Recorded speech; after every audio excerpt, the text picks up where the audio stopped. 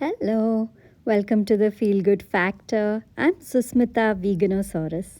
I'm so glad you could join me today. If you like this episode or any of the episodes on my podcast, I'd love to hear from you. Drop me a voice note of a minute or under at speakpipe.com/veganosaurus. The link is in the show notes. And let me know your favorite episode, takeaway, whatever you like about the feel good factor. You could even ask me any question about one of the topics that I've shared, and you could also tell me what you would like me to talk more about. And I'll share your message in an upcoming episode of the show. I dunked my tortilla chip into the bean dip and started to lift it up towards my mouth, and a bit of the bean dip dropped. I watched as the blob of bean dip fell onto my beautiful off white dress. It was almost in slow motion, zoomed in as the stain just started to spread, slowly bloom on the dress. Oh, damn! I knew I shouldn't have bought the white dress. Here's the thing, I'm a clumsy eater. It doesn't matter what I wear, at some point, I'm going to spill food on it. Or I might sit somewhere with a stain or something else that's fallen on it. I'm very careless with my clothes. So I shouldn't be buying white colored or light colored clothes where stains will show up. But the guy at the store was very convincing. There was this beautiful dress that I loved, the cutting, the style, and I'm short, so finding a full length dress that's perfect for my height is very rare. So I liked everything about this dress, and it had a pocket also, so even more tempting. It was an off white color with a print, an aqua and blue print on it, and I really liked it. But I told the shopkeeper, I'm like, yeah, I can't buy white because I'm very, I'm careless. I'll drop food on it, I'll make it dirty. So he said, ma'am, this isn't white, it's off white. You won't be able to see a stain on it. Yeah, right. I believed it though. I believed it because I was in denial and I really, really wanted to buy that dress. So I bought it. And then the very next nice occasion when I was going out to eat with a bunch of friends, I wore it. And I got complimented on it. And then I dropped food on it. I should have known better. I should have known not to get an off white dress. Either that or not care if it gets stained. Now, there are two ways to deal with something like this. Either I accept myself for what I am, accept the situation for what it is, understand myself, know my capacity, my limitations, and say, no, I will never buy white clothes again. Or I can take it up as a challenge. You know what? I will prove it to myself, to the world, as if the world cares. But anyway, I'll prove it to everyone. I can wear a pure white dress, walk around all day, go out, and come back home without a single dot, single stain on it. I could do that. I could accept it as a challenge and do it. And I'm sure I'll be able to pull it off also. But for that, I'll have to be consciously aware of my dress at all times, throughout the day, no matter what I'm doing. Whether I'm eating, sitting, walking, whatever, I have to be very, very careful. I have to always think about the white dress, always have it at the back of my mind. If I do that, I'll be able to spare the dress. But is it really worth it?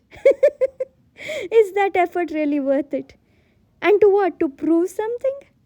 Who am I proving anything to?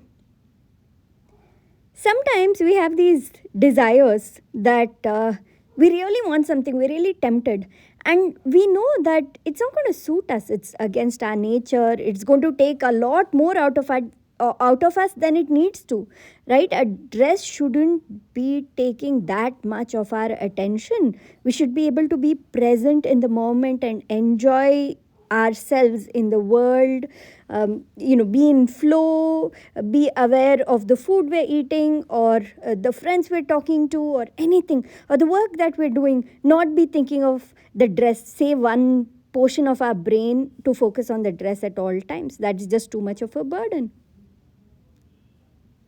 Now, a dress is a small thing, but there are so many other bigger things in life where we take on challenges for no reason at all.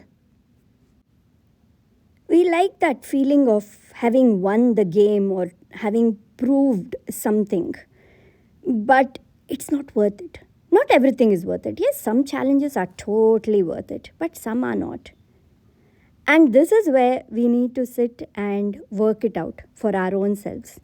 What in our lives are we taking on that we don't really need to? Where are we making things unnecessarily difficult for ourselves when we should just leave it, drop it, let it go, and move on to something else, because our time, effort, our energy, our focus is way better spent somewhere else. Recently, I was chatting with a friend who asked if, in 2021, when you all closed down your restaurant, do you think that if you had lasted a little longer, somehow pushed it a few more months, you could have made it all the way through until now? The thing is, we probably could have if we had tried really hard. As it is, through 2020, we pushed hard, we got a lot of support from the community, and somehow we managed for a whole year through the whole scary lockdown period. We managed to survive. But at the end of 2020, when we made the decision to shut down, we knew what we were doing. And thank goodness we did. Yes, it hurts when you've been running a business for 8 years and you're like, oh, that 10-year mark is right there. You can taste it. It's almost there. And we could have easily, just gone and touched that mark and passed it if not for that whole lockdown and everything that happened in 2020. We could have done it. We could have grown better also. We could have done even more. The whole business was in an upward trend and we could have really made it happen. So it hurts to let go, but also letting go in that moment that we did was the best decision we ever made. For various reasons, that struggle would not have been worth it. But because we let it go, every single one of us moved on to better things. Things that weren't just this business that we were all attached to and obsessed with. So instead of taking it on as a bigger challenge and, making ourselves, putting more pressure on ourselves, forcing ourselves to work more, instead of doing all that, we said, okay, this is it. The business as it is right now, its life is done and our paths have to shift. And because of that, each one of us, we do something else in our lives that we love. We've grown in our own different directions, whether it's the partners who ran the business or the employees or the business itself. That also took on a new form and it was taken over by one person and run in a different format entirely and doing well. So, letting go, not trying to hold on and prove something and take up that challenge and push ourselves was a wonderful decision. And this only on hindsight, right? In that moment, we didn't know it was the best decision. Like, we felt it in our gut and we made a wise choice, but we didn't know it for sure. It could have gone anyway, but it worked. So ask yourself where you're taking on challenges that you don't need to take on, where you're holding on to things, trying to prove things to yourself, to the world, to anybody, where you don't really need to be proving anything to anybody. Look at all the facets of your life, your work, your creativity, your relationships, whatever, your business, your learning, self improvement areas, everywhere. Just give it a scan, look through it, and then ask yourself, where are the places I need to just embrace acceptance and letting go, and which are the areas where the challenge is really worth continuing. Only you can answer that question, not the world, not anybody else. And then make the decision to change things around. Embrace acceptance over challenge where it needs to be accepted. Because I promise you, that's only going to change your world for the better. Oh, and my white dress, I managed to wash it and the stain doesn't show so much. So I just wear it anyway. Nobody knows but me that there's a hidden stain on that dress now. All right. If you enjoyed this episode, leave me a voice note speakpipe.com/veganosaurus. I look forward to talking to you again next week. Take care. Bye.